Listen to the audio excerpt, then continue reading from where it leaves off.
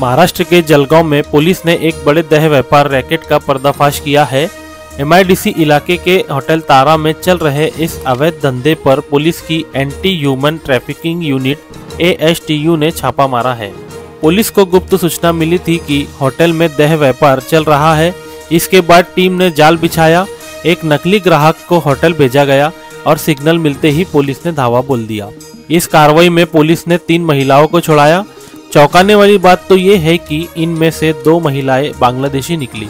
Police ने hotel के मालिक योगेश देवरे, राज तायड़े और मंगेश सोमवंशी को हिरासत में लिया है।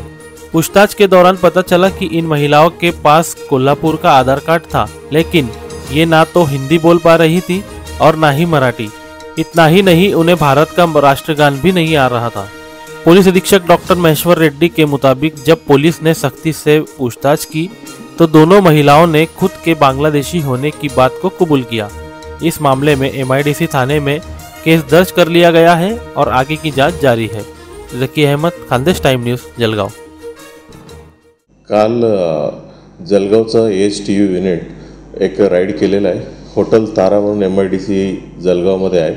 त्या हॉटेलमध्ये आमचं एक पंटर तयार करून तिथं पाठवण्यात आलेलं आहे। त्या कारवाईमध्ये आम्ही 3 आरोपींना अटक करण्यात आलेलं आहे। 3 आरोपींचं नाव आहे योगेश देवरे, राज तायडे, मंगेश सोमवंशी असं 3 आरोपी आहे। आणि या कारवाईमध्ये 3 महिलांना 3 विक्टिम्सला आम्ही रेस्क्यू करण्यात आलेलं आहे।